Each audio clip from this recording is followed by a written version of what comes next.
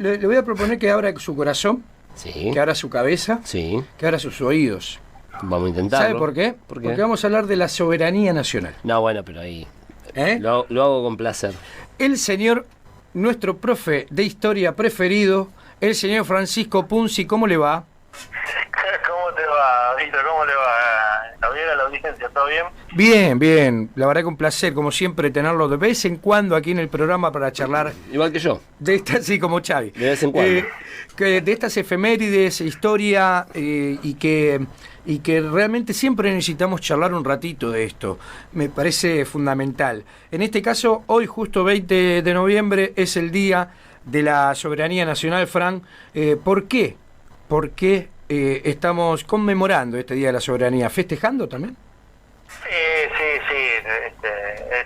Hay que decirlo así, hay que celebrarlo, hay que festejarlo. A ver, los hechos duros que se celebran o se conmemoran, como ustedes lo quieren llamar, es 20 de noviembre de 1845, o sea, hace 175 años, se dio la batalla de la Vuelta de Obligado, Sí. donde una flota anglo-francesa quiso pasar por el río Paraná sin el permiso de la Confederación Argentina y fueron frenados precisamente en la Vuelta de Obligado, ahí cerquita de San Pedro.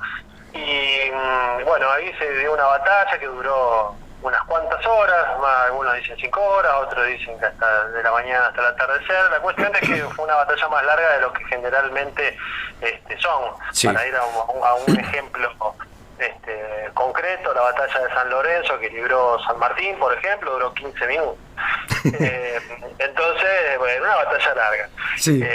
Donde las tropas de la Confederación Argentina, lideradas por Lucio Mansilla, tenían muy pocos recursos. Entonces se las ingeniaron para atacar a 20 buques de guerra entre los franceses y los británicos, y que atrás venían todos los buques comerciales. Algunos dicen que 90, otros dicen que fueron 100. La cuestión es que era una cantidad de buques comerciales importante. Pero, por supuesto, primero iban los buques de guerra, que eran 20, contra un bergantín de Argentina, ¿no? Sí. 20 contra 1. Un pesquero. Estábamos complicados, nos rodearon la manzana. Entonces, ¿qué hicieron? Cruzaron en el río, en ese codo, tres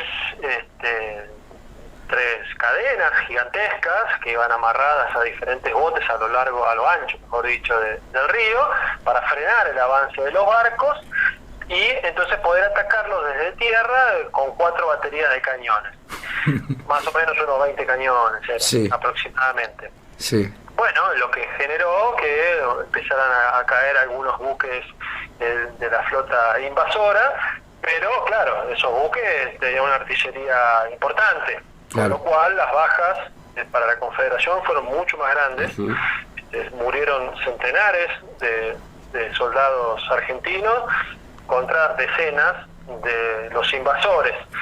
Entonces, una vez que pudieron cortar las cadenas, porque se bajaron en un botecito unos con algún tipo de sierra para poder cortar unas cadenas gruesísimas, y una vez que lograron cortarlas, una vez que pasaron, intentaron, después que hace la curvita el río, desembarcar. Sí. Cuando quisieron desembarcar se encontraron con unos milicianos, también algunos le dicen directamente el gauchaje. Sí. En definitiva los milicianos era la población, la mano de obra activa, digamos, que hacía el servicio militar, por llamarlo de alguna manera, que era el servicio de armas, mejor dicho. Sí. Y los repelieron y se tuvieron que volver a subir a los barcos y meterse Pegaron la vuelta.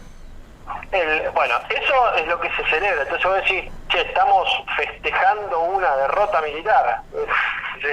Es No. como contradictorio, ¿no? Claro, no lograron bajar. No pudieron bajar acá, tuvieron que subirse a los barcos y seguir. El tema es que el daño que le hicieron a las tropas de la Confederación, el propio Lucio Mansilla estuvo gravemente herido, después se recuperó, no murió, pero fue herido gravemente Lucio Mansilla, pero bueno, zafó. Claro. Que fue quien lideraba el ataque a al bloqueo anglo-francés. La idea La idea estratégica de las cadenas fue de Mansilla. Sí, la idea fue de Mansilla y bueno, imagínate que no había que ser lo más creativo posible. No había opción. Entre 20 barcos contra uno.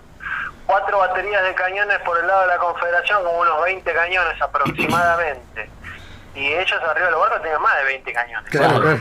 Con lo cual tenían como 90 cañones arriba de los barcos, porque tenían 20 barcos. O sea, como que trajeran un solo cañón por barco, igualaban a la cantidad de cañones que había acá. Claro. Entonces, la verdad es que pudieron pasar. El contexto de ese momento, ¿cuál era?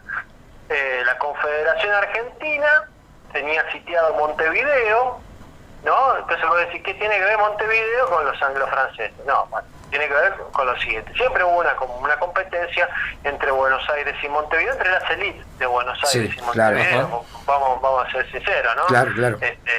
A los campechanos de cada uno de los lugares, a los peones de cada uno de los lugares, y no sé qué le importó, cuánto le podía llegar a importar estas cuestiones, aunque no digo que no le importara, ojo. Entonces, lo que hicieron es, con un ejército al mando de Manuel Oribe, uruguayo, que pretendía ser el presidente uruguayo, digamos, y que Rosas lo apoyaba, porque de hecho manejaba tropas que tenía Rosas. Habían derrotado ya a Rivera es otro militar enfrentado a Oribe, uruguayo, y lo que querían básicamente era volver a recuperar la banda oriental, que se había independizado después de la guerra con Brasil, la famosa batalla de Ituzaingó, no sé si te suena, ganamos nosotros, vamos, ya que estamos, nos metemos nosotros también, y esta no la celebramos. Lo que pasa es que los acuerdos de paz de la batalla, después de la batalla de Ituzaingó, ¿no?, fueron un poquito bochornosos y lo hicieron renunciar a Rivadavia, sin ir más lejos. Bueno, vuelvo a 1845.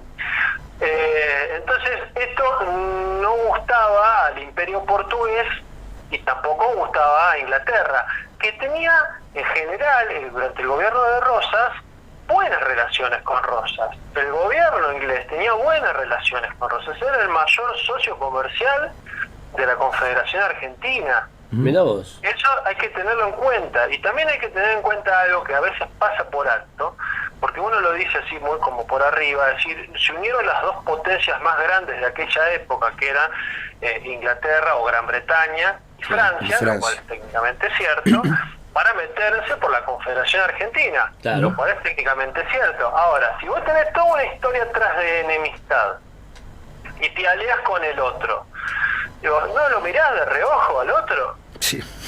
Claro que sí. No quiero cometer un anacronismo y decir que Roosevelt y Stalin se miraban con reojo, porque no quiero decir quiénes eran Roosevelt y quiénes eran Stalin, porque si no vamos a hacer dos programas. Un parramo que no tiene nada que ver. Porque aparte no tiene nada que ver. Pero la verdad es que había cierto resquemor también en eso, que estaban juntos en esta cuestión.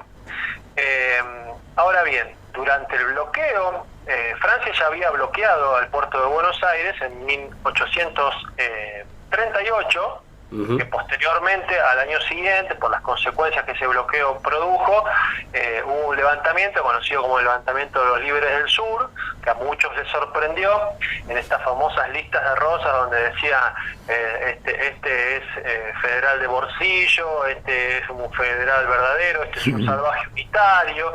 Bueno, cuando empezaron a ver quiénes eran los que se estaban levantando de los Libres del Sur, el levantamiento que no duró tanto tiempo, porque la verdad que nos aplastaron al poco tiempo, habrá durado semanas, nada más, y eran todos federales. Todos. Entonces, claro, eran todos federales. Entonces, ¿cómo que los federales se levantaron en contra de Rosa? Bueno, porque hay algunas cuestiones que en todo caso habría que salirse del Día de la Soberanía para explicarlo. Francia había bloqueado, y lo bloqueó hasta 1840, se levanta ese bloqueo. Posteriormente vuelve a bloquear en 1845 con este conflicto con Montevideo, junto con Gran Bretaña, bloquean el puerto de Buenos Aires, y están dispuestos a penetrar por los ríos de la Confederación Argentina, que también hay otro dato del contexto internacional que hay que mencionar. ¿Qué sucedía en ese momento a nivel mundial con esas dos potencias europeas en el resto del planeta? estaba el colonialismo de ellos, el imperialismo de tomar colonias en África, en India, de repartirse el planeta y ocupar lugares. Entonces, uno de los lugares que querían ocupar también era la Confederación Argentina. Una cuestión comercial. Exacto. Y en estos resquemores entre Gran Bretaña y Francia, hay un dato que, digamos, los últimos avances de la historiografía han corroborado. Igualmente siempre es una cuestión en proceso y en estudio, pero está corroborado de que desde el puerto de Buenos Aires, aún con el bloqueo anglo-francés, se siguió comerciando con los británicos. Ajá. Si uno toma, a ver, no se comerciaba, como si te estoy bloqueando tampoco te puedo comerciar todo lo que te estaba comerciando, ¿no? Pero se siguió comerciando. ¿Por qué se siguió comerciando? Por los intereses comerciales fundamentalmente de Gran Bretaña. Sí. Entonces, cuando Rosas es derrocado, ¿a dónde se exilia? En Inglaterra, en Southampton. Claro. Y no es llamativo que se haya ido a Inglaterra si peleó en contra de ellos. Supuestamente, bueno, sí pelearon contra ellos, no lo vamos a decir que no. Entonces, hay ciertos matices que uno tiene que saber. Que saber, porque si no vamos... A mí me gusta que los personajes de la historia tomarlos como personas de carne y hueso, con sus contradicciones, con sus limitaciones, con su poder de negociación. Digo, decime qué persona o qué personaje de la historia mundial asumió el poder, ejerció el poder, como ustedes lo quieran llamar, e hizo exactamente todo lo que quiso de pe a pa. Digo, no. Es muy difícil encontrar... Sí, claro. La política es el arte de lo posible. Bueno, Rosas fue un ejemplo de ese arte de lo posible de ese tiempo. Muy particular, de que se venía posterior a una revolución, de una guerra, algunos le llaman guerra civil, que lo vamos a acordar que fue una guerra civil para no entrar en una discusión historiográfica en la cual no creo estar preparado para decirlo, digo, la guerra entre las provincias, y que a partir de 1820, por ejemplo, en 1820 fue el día que Buenos Aires tuvo 3 gobernadores, en un día. Mirá el flor del lío político que había en la provincia de Buenos Aires. En esa década del 20 aparecen las instrucciones de Rosas de cómo se deben manejar las estancias, que dicho sea de paso, estancias pequeñitas eran, ¿eh? Sí. Empieza después. Qué personaje para hablar de Rosas, la verdad, tanto para hablar de él. Es un personaje sumamente interesante por lo contradictorio, por las medidas que ha tomado, por lo severo cuando tomaba las medidas y la defendía. En la retórica, hablando de la soberanía, en la retórica de Rosas, cuando asume el poder por primera vez en 1829, ayudado entre otros y apoyado entre otros por Estanislao López de Santa Fe y Facundo Quiroga, tenía esta cuestión de la retórica de ser férreo defensor de la independencia americana. Sí. Y esa retórica se siguió utilizando, no es que la utilizaron solamente en 1845 cuando quisieron invadir. Eso se fue utilizando. El tema es que de la vereda de enfrente, a quienes tenía, la frase conocida era "viva la Santa Federación", mueran los salvajes unitarios. Los salvajes era en realidad en contraposición de la Santa Federación, ¿no? Los salvajes eran porque no eran cristianos. Sí. No olvidemos que Rosa decía, acá hay un desorden, hay que ordenarlo, y hay que ordenar las costumbres. Y muchas de estas costumbres las tenía en cuenta con respecto a la última época colonial, sí.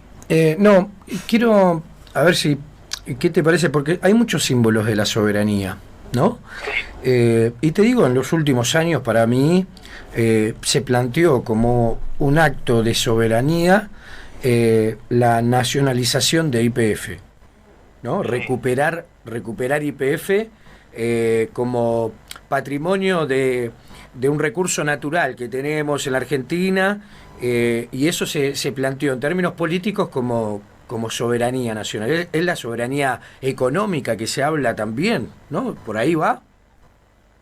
Y claro, mira, hay un trabajo de Oscar Oslak sobre los atributos del Estado-Nación en la Argentina, y de los cuales habla de, bueno, obviamente uno de los primeros es ejercer el monopolio de la fuerza, que te reconozcan internacionalmente, la utilización de símbolos, que dicho sea de paso, la marcha patriótica con Rosa se convirtió en el himno nacional argentino, ¿no? Porque se llamaba marcha patriótica, no himno nacional. Vicente López le puso marcha patriótica, y con Rosa se convierte en himno nacional. Y después están los actos de soberanía, de poder, de soberanía política y económica. Sí. La soberanía económica, bueno, cada cual ve como la defiende. Hay algunos que creen que los servicios públicos no son un acto de soberanía. Ahora, cuando vos podés tomar tus propias decisiones en cuanto a tu economía, y en este caso con respecto a un recurso natural, como pueden ser los hidrocarburos, forma parte de ese simbolismo, mirá, ¿no? Acá estamos mezclando dos cuestiones, de ese simbolismo de la soberanía económica. Y cuando digo servicios públicos, no estoy diciendo que sean manejados por el Estado. Por ejemplo, voy a Bolivia y vuelvo, mira, ¿qué se dice que hizo Evo Morales con el gas que manejaba Camacho, por cierto, ¿no? En Bolivia. Dijeron por eso lo odio. Nacionalizaron el gas y que Bolivia empezó, bueno, en realidad la nacionalización del gas en Bolivia fue similar en algún sentido como pudo haber sido acá en el caso de YPF, pero bueno, en mucho mayor porcentaje. Allá se pasaron el 82% de las acciones, se pasaron para el Estado, exacto, y el otro 18 siguió perteneciendo a un grupo de capitales privados. Acá tenemos 51 con YPF. Acá tenemos 51, exacto, con lo cual el poder de decisión forma parte del Estado, al que le toca. Lo mismo pasa con Aerolíneas Argentinas. Claro. Esto forma parte de las políticas que vos llevas adelante para tu propio territorio. Yo creo, Fran, no sé si opinás lo mismo que yo, que en realidad cuando uno habla de soberanía, en realidad es la capacidad de ejercer con la mayor libertad posible cualquier decisión sobre lo que tenga que ser. Ser soberano sobre el tema que querramos hablar, soberano en lo territorial, en lo político, en los recursos naturales, en lo que queramos hablar, trae implícito la capacidad o tener la mayor libertad posible, insisto. La autodeterminación. Yo soy soberano sobre esto porque tengo una libertad.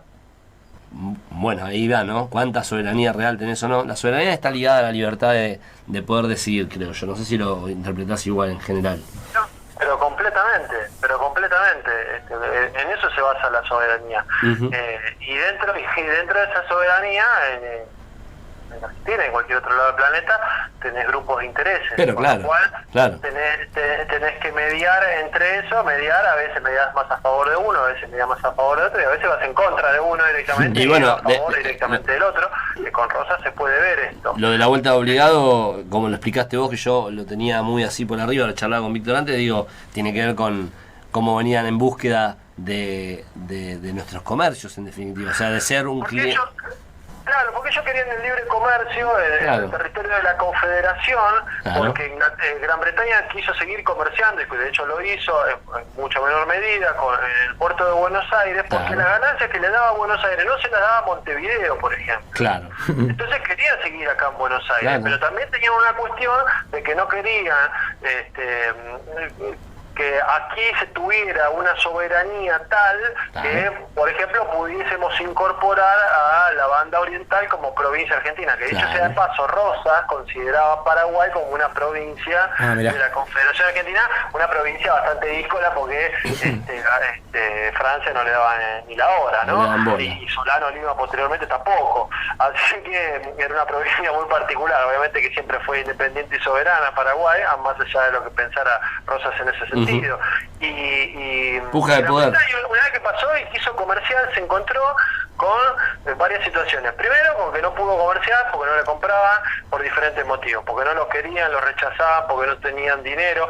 Corrientes, ahí nuevamente hay un conflicto con Buenos Aires. Corrientes siempre se llevó mal con Buenos Aires en este sentido.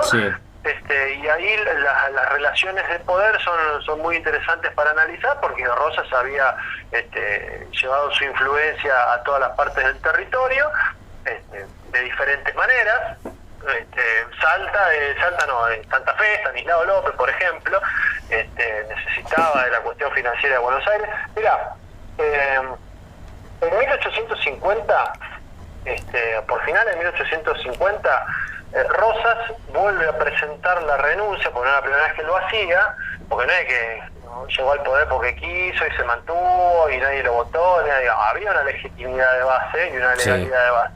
Presenta su renuncia nuevamente a la sala de representantes, ¿no? Sí.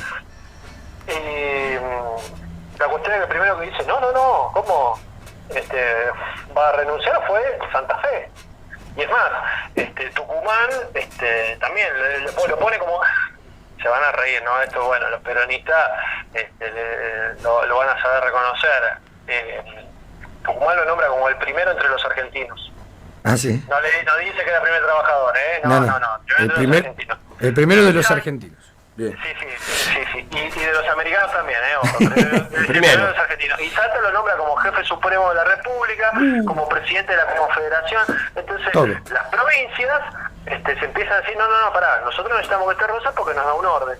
Y se da un caso particular en Mendoza. Sí. Porque Mendoza duda y dice, ¿cómo va a presentar la renuncia? Y mete un plebiscito. Ajá. El plebiscito da 7.800 votos a favor de Rosas, 2 en contra. Mamá. Está bien. La unanimidad, los trabajos de la unanimidad electoral, qué sé yo, ya están bastante estudiados. Cito a Agustín Galimberti, nada que ver con el montonero de la década del 70, por las dudas, aunque también es de Padua. Agustín Galimberti es un historiador sumamente interesante para leer, que habla de esta unanimidad, que a veces la unanimidad era una manera de decir, bueno, para ver cómo votamos, bueno, que votemos todos para el mismo lado. Lo estoy diciendo de una manera ética, bruta y cuasi animal, claro. Pero en realidad no siempre se dio así, ha habido votaciones reñidas, bueno, y en este caso se da, con lo cual hay una cuestión plebiscitaria que... lo llevaba siempre al poder y estar en el poder. Fran, tenemos que ir cerrando. Bien. Porque tenemos a Uriel, tenemos un par de cosas más. Vamos a seguir charlando como siempre, Fran. Sí, gracias. Siempre tenemos más preguntas para hacerte. Es lindo, la historia es linda. Así que te mando un abrazo y nos encontramos la próxima. Nos encontramos la próxima. Les mando un abrazo grande a vos, a Javier y a toda la audiencia, por supuesto. Un abrazo grande. Dale, un abrazo a la familia. Chau. Linda, linda. La historia. No, es difícil porque preguntar. Nos podemos quedar 2 horas hablando. Claro, vos necesitas. Lo vamos a proponer el año que viene hacer un programa de historia nada más.